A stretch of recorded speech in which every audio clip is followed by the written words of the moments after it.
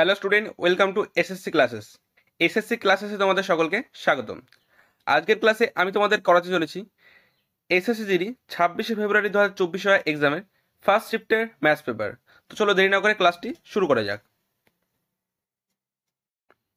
আজকের ক্লাসের প্রথম কোশ্চেনটি হচ্ছে, একটি পণ্যের মুদ্রিত মূল্য এবং বিক্রয় মূল্য যথাক্রমে 2450 এবং 1960 হলে ছাড়ের শতকরা হার কত? দেখো এখানে এমআরপি মানে কি? মুদ্রিত মূল্য। তাহলে এখানে এমআরপি এবং এসপি মানে বিক্রয় মূল্য কত দেওয়া আছে? 1960। তাহলে একদিকে লিখবো আমি এমআরপি, একদিকে এসপি।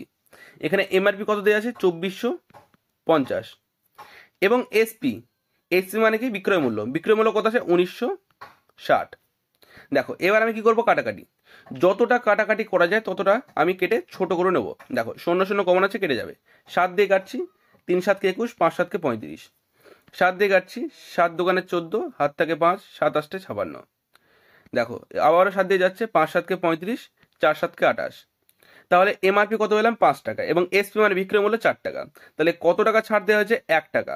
কার উপর? এমআরপির উপর। এমআরপি কত? 5 টাকা। পার্সেন্ট বসানোর জন্য গুণ 100।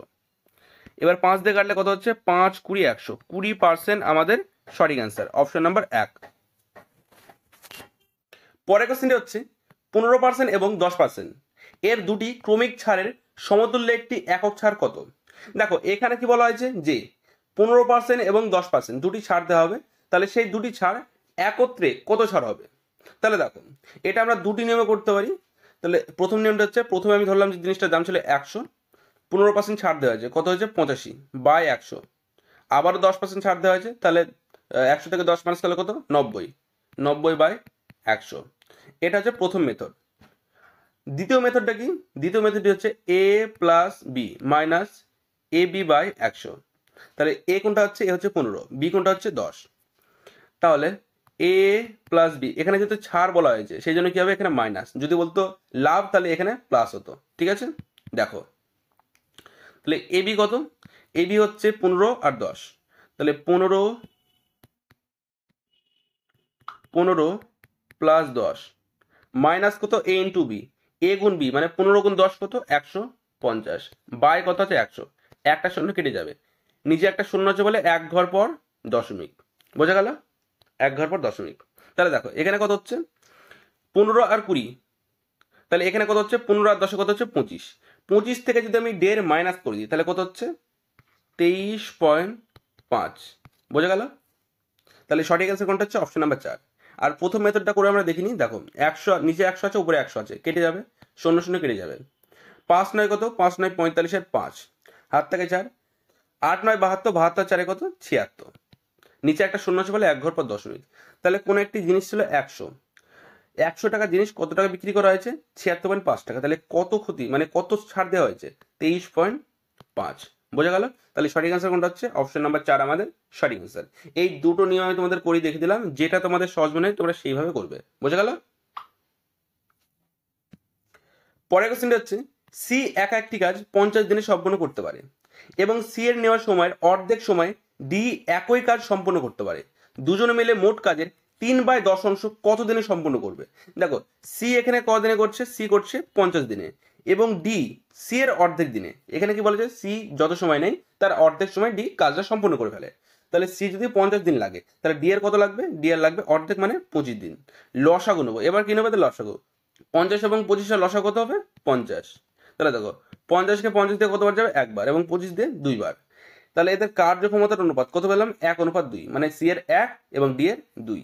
এরপর কি বলেছে? দুজনে মিলে মোট কাজের 3/10। তাহলে মোট কাজ কত? 50। 50-এর 3/10 কত হবে? দেখো 0 0 কেটে যাবে, কত হচ্ছে? 15।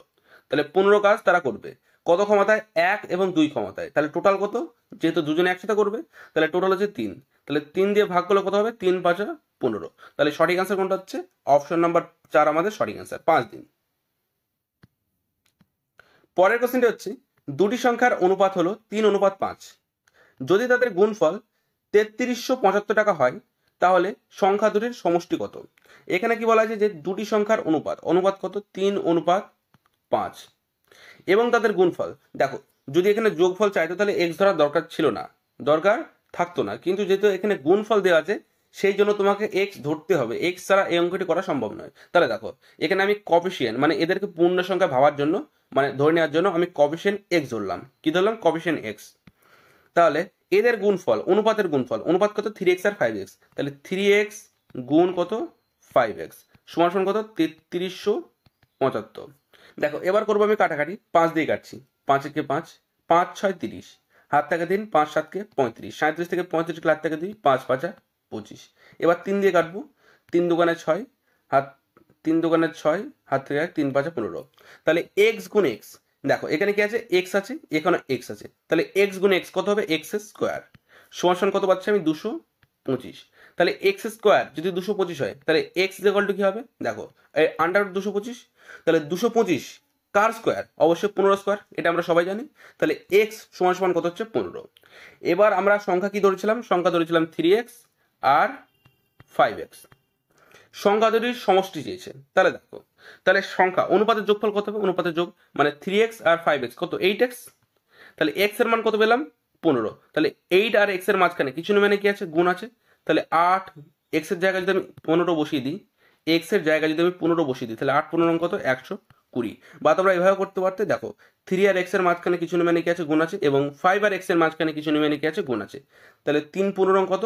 45, এবং 5 15 কত? 75। তাহলে 45 75 যোগ করে কত হবে? 120। বোঝা গেল? তাহলে সঠিক অ্যান্সার কোনটা হচ্ছে? অপশন নাম্বার 3 আমাদের সঠিক অ্যান্সার।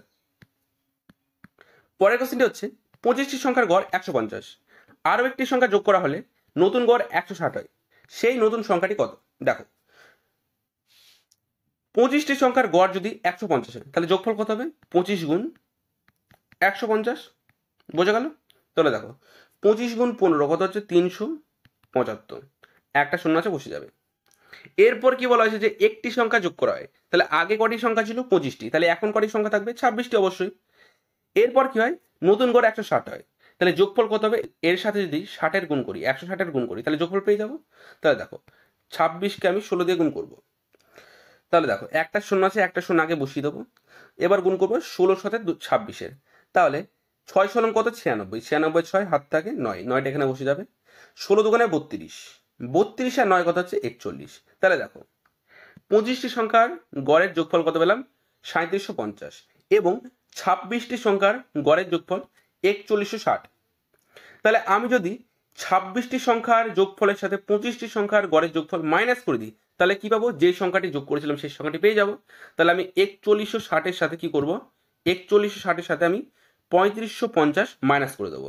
তাহলে 3500 না 3750 মাইনাস করলে কত হচ্ছে? 0। 6 থেকে 5 গেলে হাত থেকে 1, 11 থেকে 7 বাদ গেলে হাত থেকে 4, তাহলে কত হচ্ছে? 410। 410 আমাদের কোশ্চেনের সঠিক অ্যান্সার। বোঝা গেল? পরের কোশ্চেনটি হচ্ছে একটি মূলধন নির্দিষ্ট চক্রবৃদ্ধি সুদের হারে ধার দেওয়া হয়, 1 বছর শেষে স্ববৃদ্ধি মূল 1150 এবং 2 বছর শেষে স্ববৃদ্ধি মূল 1322.5 হয়, মূলধনের পরিমাণ কত? দেখো এখানে কি? এখানে সুদটা কোন হিসেবে দেওয়া আছে? চক্রবৃদ্ধি সুদের হারে। তাহলে সুদটা কোন হারে দেওয়া আছে? চক্রবৃদ্ধি সুদের হারে। এরপর কি বলা হয়েছে? যে 1 বছর শেষে স্ববৃদ্ধি মূল কত, মানে 1 বছরে কত টাকা সুদ পেয়েছে, মানে সুদ আসল কত হবে? 1150 টাকা, এবং 2 বছর শেষে কত? 1322.5 টাকা।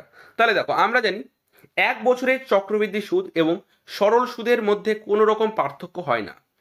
তাহলে 1 বছরে কত সুদ পেয়েছিলাম? 1150 টাকা, এবং 2 বছরে 1322.5। তাহলে এখান থেকে যদি আমি 1150 টাকা মাইনাস করে দিই, তাহলে আমি কি পাবো?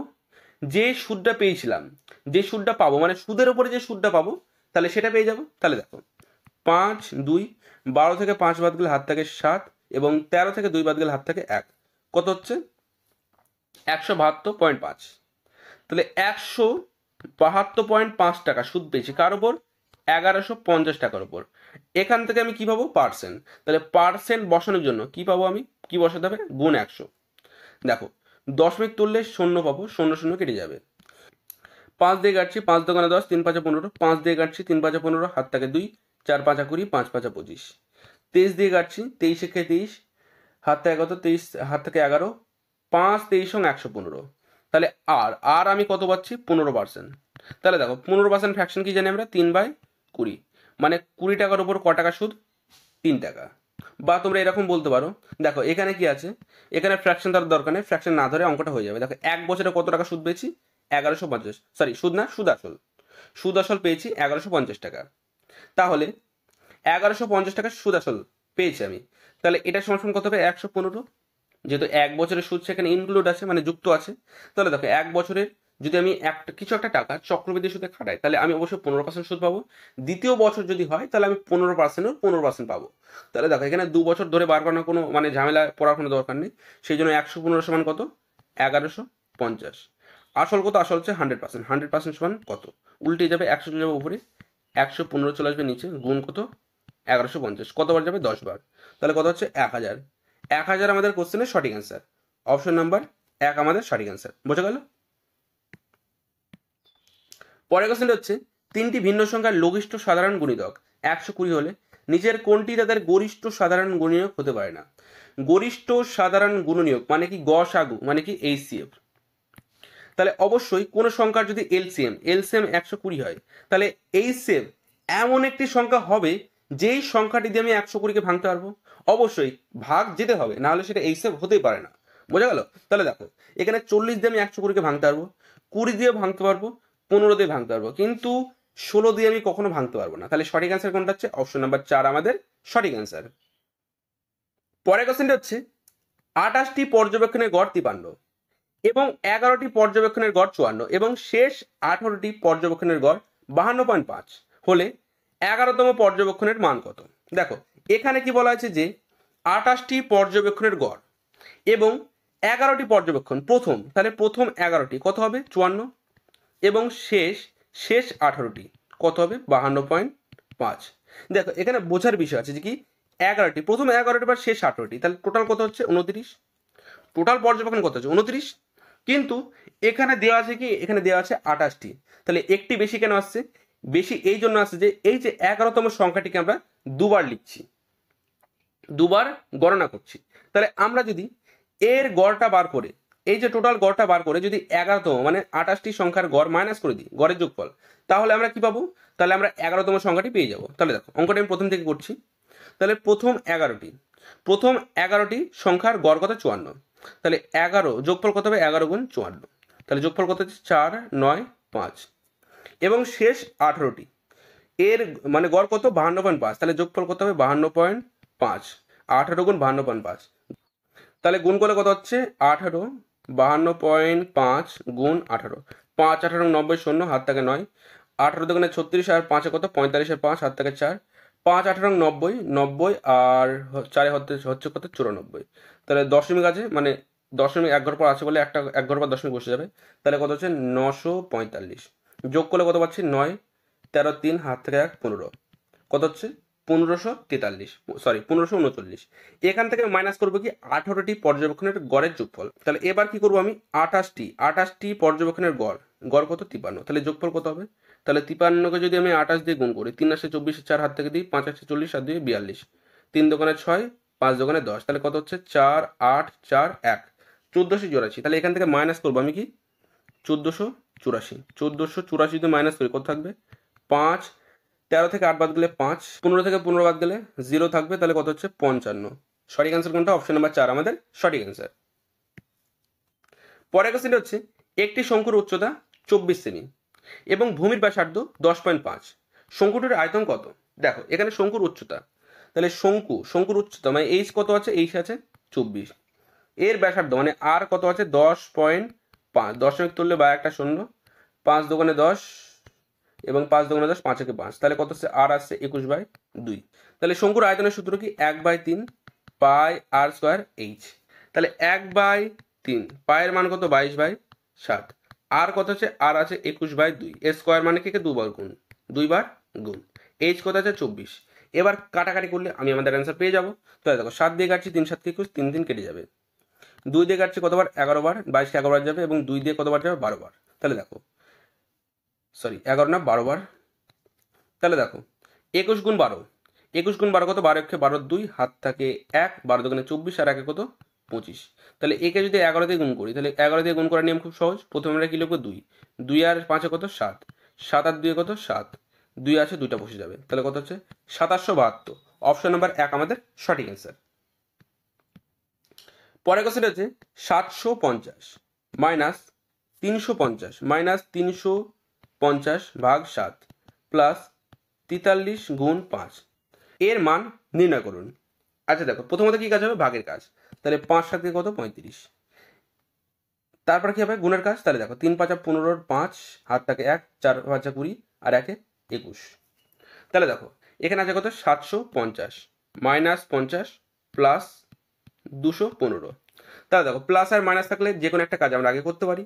তাহলে এখান থেকে 700 থেকে 50 চলে যায়, কি থাকবে 50 চলে গেলে 700 থেকে 700 থাকবে। 700-র সাথে 215 যোগ করলে কত হবে 915। বোঝা গেল?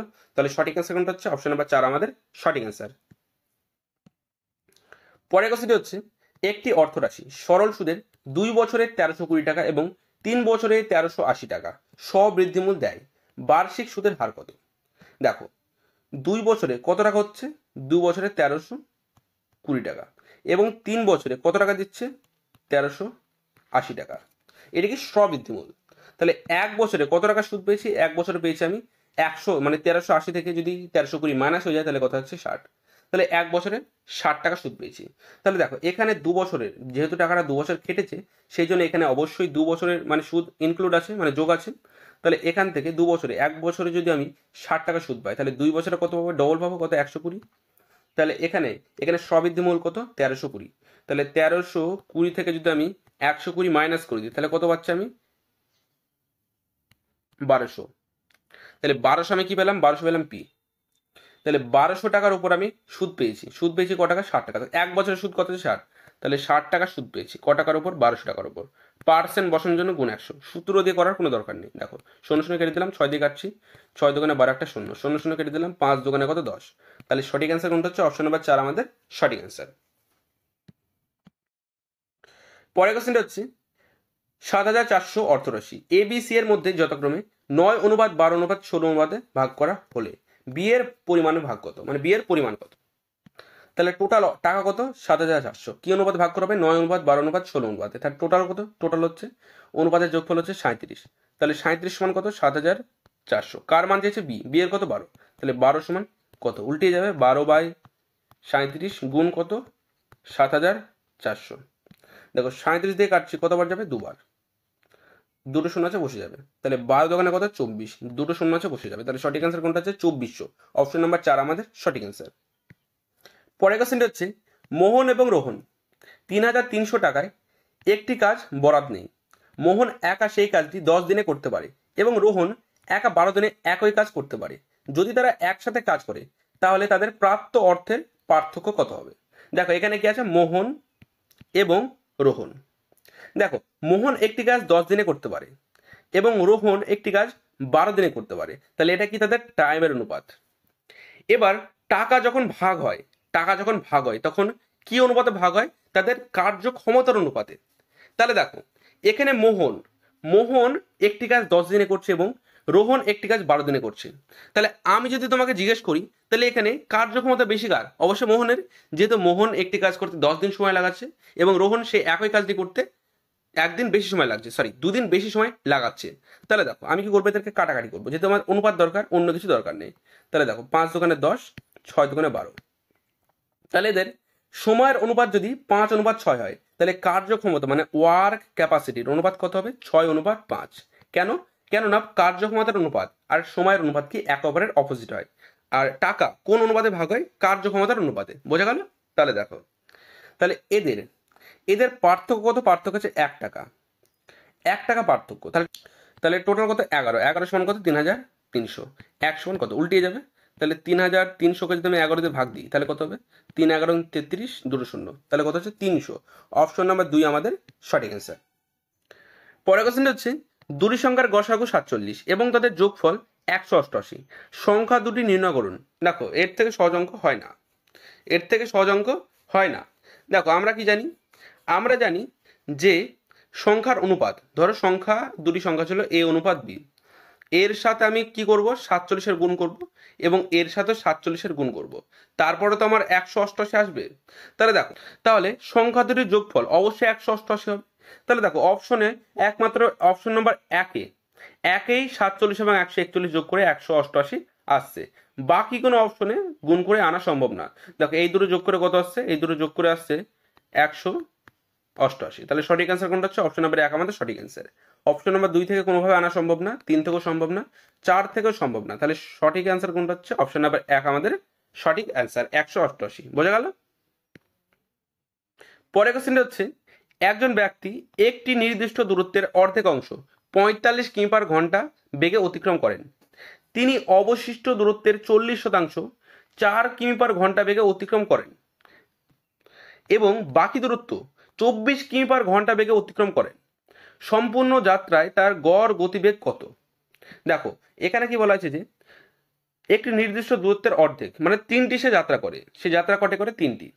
তাহলে প্রথমে কি লিখবো আমি, কিমি/ঘন্টা। তাহলে প্রথম গতিবেগ কত, 45, দ্বিতীয় গতিবেগ 8, তৃতীয় গতিবেগ 24। দেখো এই অঙ্কটা অনেকভাবে করা যায়, কিন্তু সব থেকে সহজ যে নিয়মটা সেটা আমি তোমাদের দেখাবো। তাহলে দেখো সে 3টি যাত্রা করবে, প্রথম গতিবেগ থাকবে তার 45, দ্বিতীয় গতিবেগ 8 এবং তৃতীয় গতিবেগ 24।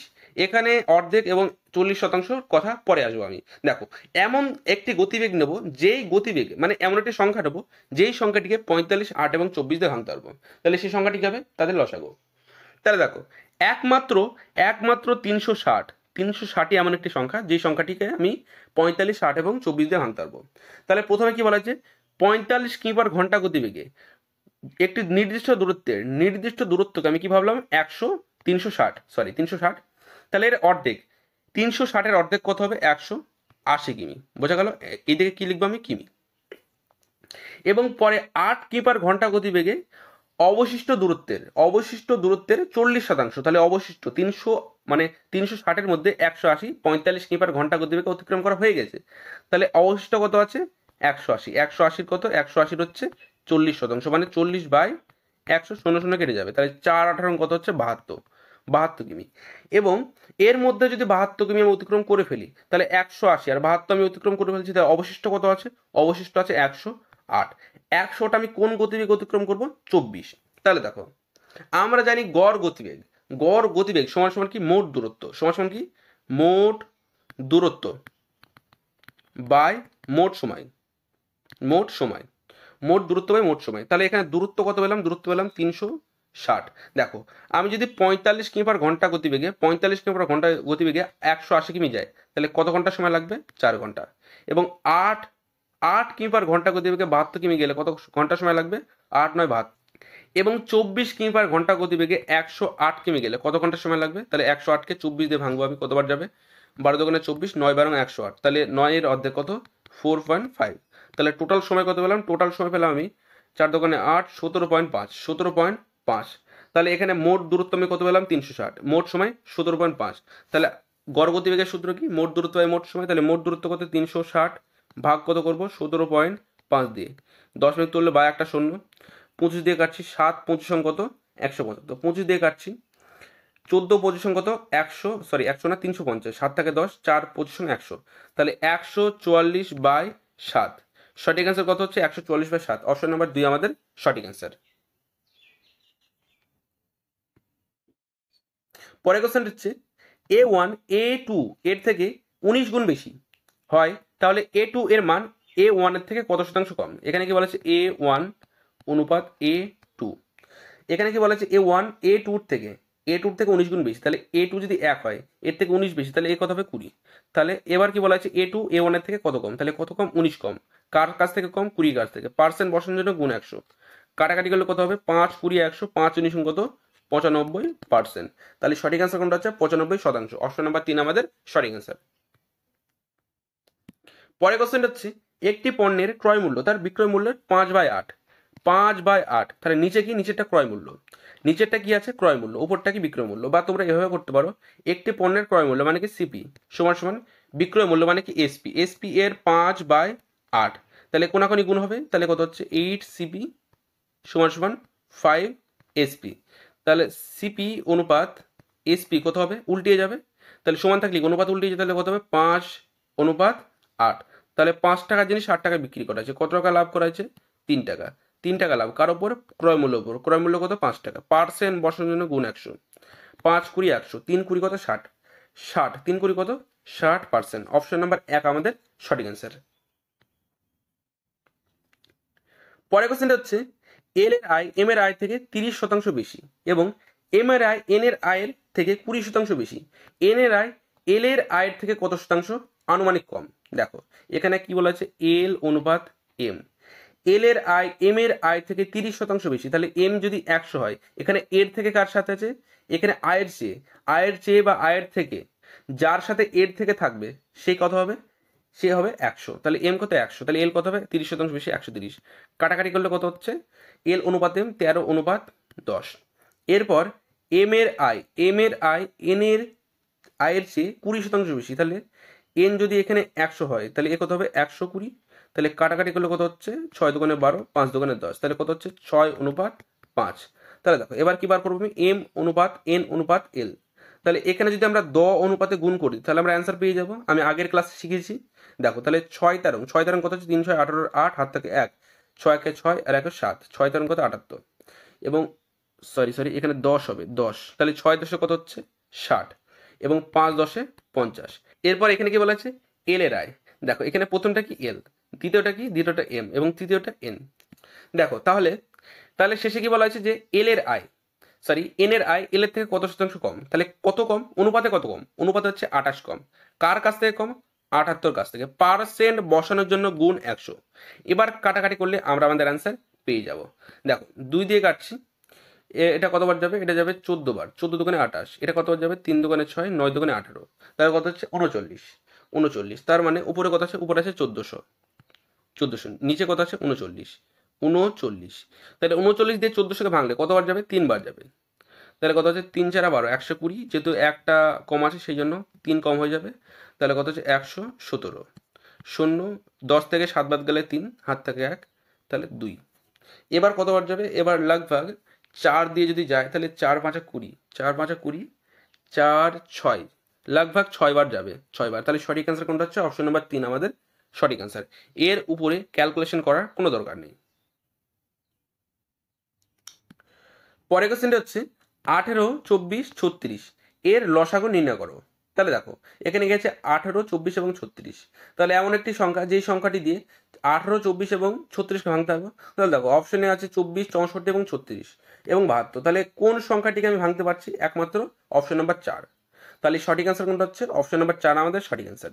তো এটি আমাদের ক্লাসের শেষ কোশ্চেন ছিল। যদি ক্লাসটি ভালো লেগে থাকে অবশ্যই ক্লাসটি একটি লাইক, ক্লাসটি শেয়ার এবং চ্যানেলটি সাবস্ক্রাইব অবশ্যই করবে।